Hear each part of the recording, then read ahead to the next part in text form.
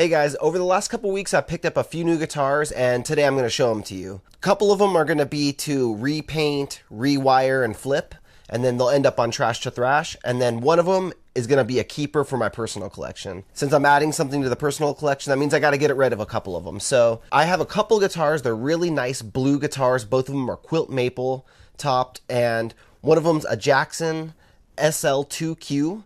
It's a beautiful Jackson. It comes in this really cool kind of purplish bluish finish, and it's got a Floyd Rose 1000 series in black chrome, a set of Seymour Duncan distortion pickups, and it plays awesome. It's a neck through guitar. I love this thing, but you know, I don't really play it that much, so since I'm adding to the collection, I got to make some room. The other one is an LTD MH400. This one has EMG 8185 pickups. I upgraded the bridge to a black chrome Floyd Rose 1000 series. It's got an EMG PA2 preamp built into it that I didn't even know I was going to have. Really cool guitar, plays awesome. I set it up and restrung it, and I really like it. But I've got another blue Jackson from the 90s that, you know, I love the old 90s Jacksons. So that's the blue guitar I'm going to hold on to. I don't need to have 3 blue guitars right now. But if you're interested in any of those 2 guitars, send me an email, mark@guitarguts.com. My information is down in the description below as well, so if you're interested in any of the guitars in this video, hit me up. First come, first serve for them. If you like those 2 guitars and you want to buy one of them as is, I might sell them like that. Or if you want me to mod them up for you, throw kill switches in them and refinish them, of course I'd be more than happy to do that too. Like I said, I picked up a couple older guitars, and I love the old 90s Jacksons. That's what one of these is. This one is a 1996 Jackson PS4. So this is one of the ones I'm going to refinish, rewire up, you know, completely go through the whole thing, set it up, make it into a killer shred machine like I do on Trash to Thrash. And this guitar is going to be on there at some point. I've rebuilt a ton of these guitars. The Haxons I did were PS4s, and there's a lot of really cool features on them. 24 frets, they have rosewood fretboards. Some of them have maple, but you don't come across the maple fretboard ones very often. This one actually came with a couple of really cool upgrades. It's got a German-made Schaller bridge, which many people think is better than a Floyd Rose. It's got a Seymour Duncan SH13 dime bag signature pickup, the dime bucker. It's got the stock middle pickup in it. And then in the neck pickup position, Seymour Duncan SH2 Screamin' Demon. I'm not sure if this is a neck or a bridge model, but at some point when we strip this thing down, I'll find out. And it came with an original Charvel Jackson hardshell case, which I've owned probably 8 of these guitars, and I've never even seen one of those cases. I've seen a lot of them for the Flying V's and the Kellys. They're these giant, big, hulking cases, and the ones they make for these PS4s are like compact, really awesome, and yeah, I was like nerding out over the case alone, thinking maybe I'm going to keep it because I have that other blue Jackson Dinky Reverse, a 93 model. But I'm thinking I should pass it along. I don't really bring those guitars out of the house ever, so this guitar does include that case if you want it. These guitars feature dinky reverse headstocks, an alder body, maple neck with a rosewood fretboard. A lot of great features on these things, and that's why I love them. All right, the next one here is an LTD. So I'm a big fan of Jackson and LTD, as you can tell. This is an EX-100. So after LTD got sued for making the Explorer body styles, like the James Hetfield guitars and all those awesome old LTDs and ESPs, they had to make their own Explorer body shape, and this is what they came up with. It's like real pointy, a little more aggressive. It's got, you know, it's got its own thing going, and it's a bolt-on guitar with mahogany body. It's got a maple neck with a rosewood fretboard, tune-o-matic bridge, 22 frets. They're actually really cool. I remember when they first came out, I didn't love them because I liked the traditional Explorers, but as they've aged, you know, I think they came out around the year 2000, and this one I think is from somewhere around there because this is a made in Korea model. I was looking through the LTD catalogs, trying to figure out exactly what year it is, and I couldn't even find the EX-100 in any of the catalogs. So at some point they started making them in Indonesia. The Korean ones are way better. If you're on a budget and you're looking for a killer guitar, the Korean LTDs, if you want an LTD, is the way to go. It's in great condition. I had an EX50 that I got back in the day, and mine was black with red blood splatters, so I'm thinking I'm going to kind of make it a tribute to that old guitar, maybe throw alien blood on it instead, maybe do it white with crimson blood, but then, you know, I feel like that's a little overdone with these. And I'm not exactly sure the pickups this one has. It looks like they're probably some type of just LTD pickups, but You know, it's going to get rebuilt. I'm going to refinish this thing all awesome. Probably throw EMGs in it unless someone reserves it, and then I'm going to put in whatever pickups they want. And this one also comes with an Epiphone gig bag.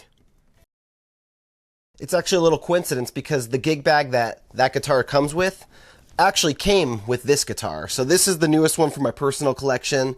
It's made by Edwards, which is a company that ESP makes, just like LTD or something, but this is only available to the Japanese market.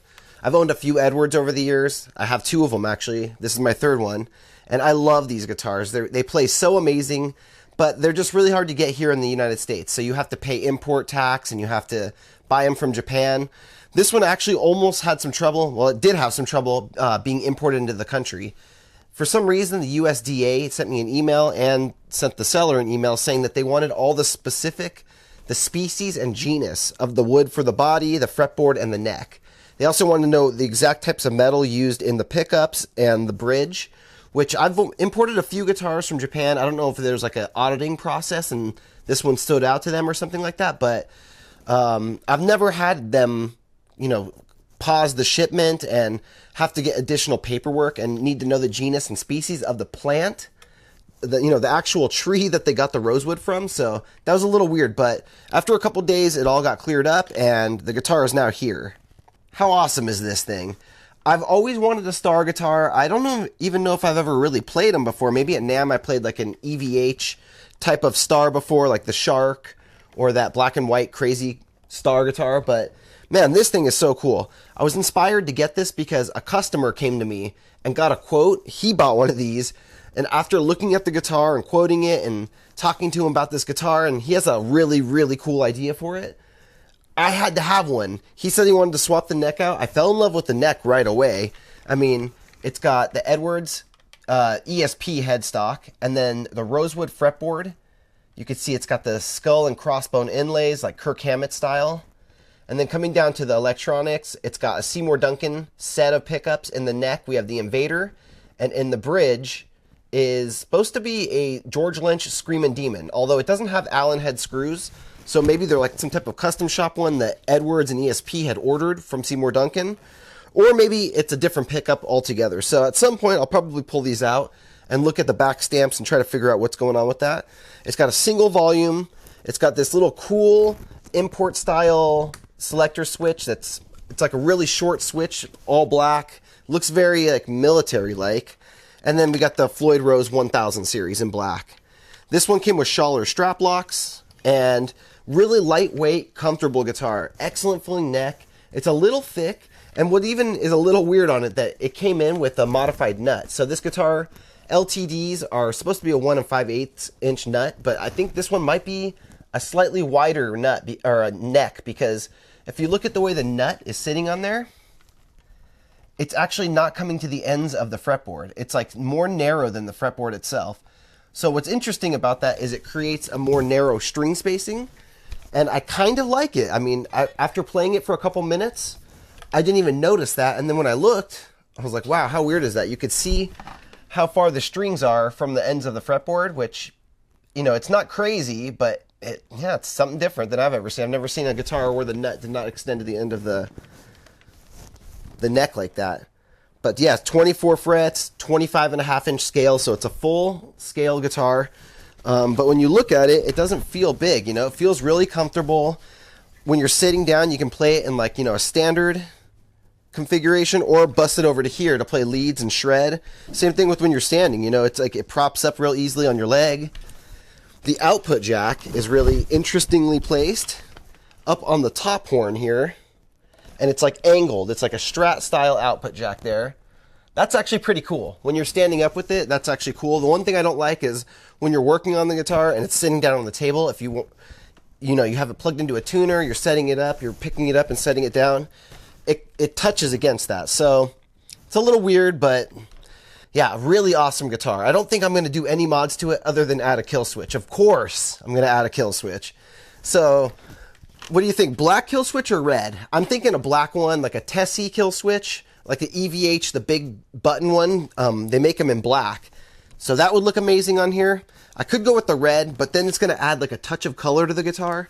And I'm not sure I want to add color to it. I like that it's all black like that. I don't have a lot of guitars that are all blacked out, so I'm thinking it's probably going to stay all black. Looking at ESP and Edwards' website, it actually says that it has a maple body, maple neck, and a rosewood fretboard. So LTD used to make one called the RS200 back in like 1998, and they used to be not easy to come by, but you'd see them all the time, and you never ever see those for sale, just like the old rounded off LTD Vs and LTD Explorers. So to me, Edwards is like the equivalent of a 1000 series, like a deluxe high quality LTD. This particular one is a bolt-on, but it's a great guitar. It looks awesome, it plays awesome, and it's definitely gonna be a keeper.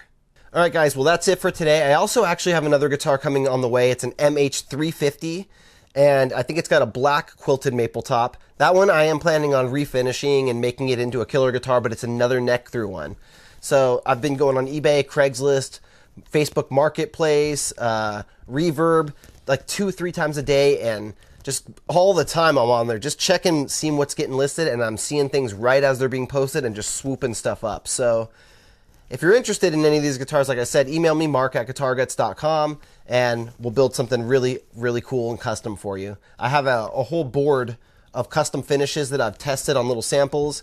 So if you have colors in your head that you don't know exactly what you want, but you have an idea of what colors, what body shape, and all that, I can kind of brainstorm with you, give you some ideas, and then we'll figure out, a super insane guitar for you. Thanks so much for watching, guys. If you're watching this on Patreon, be sure to hit me up ASAP. Actually, if you're watching this anywhere and you want one of these guitars, because it's first come, first serve. These guitars go onto my Patreon first, because those are the people that support me the most. But then after a couple days, which in this case it's going to be Monday, this is going to come out to YouTube and Instagram, and then it's going to be a free-for-all. Everybody's going to have access to this. So if you want one of these things, hit me up as quick as you can, and let's start talking about it, reserve it, and it'll be yours. Thanks for watching. Have a good one, guys. Rock on, my friends.